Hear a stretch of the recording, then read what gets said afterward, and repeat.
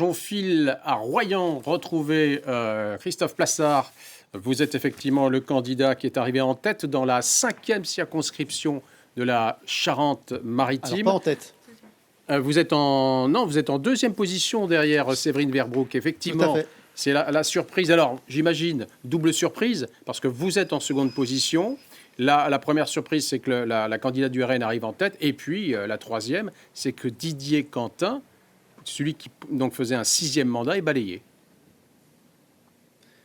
Alors, je dirais qu'il n'y a pas forcément 3 surprises, puisque le score de ce premier tour des législatives est finalement assez raccord avec le score du premier tour de la présidentielle.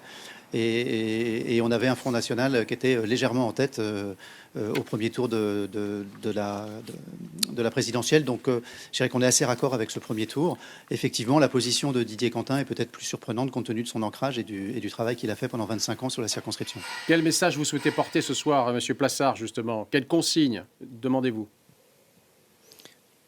Alors moi, je ne demande aucune consigne, je trace ma route comme je l'ai fait au départ. Je n'ai pas fait une campagne contre, j'ai fait une campagne pour la proximité avec les élus que j'ai rencontrés en grand nombre, pour la proximité avec les habitants, et puis avec la volonté d'inscrire ce mandat dans la majorité présidentielle. Ça fait 10 ans que la circonscription est représentée par un député dans l'opposition, et on sait à quel point être dans la majorité peut être porteur de facilité, d'action pour le territoire.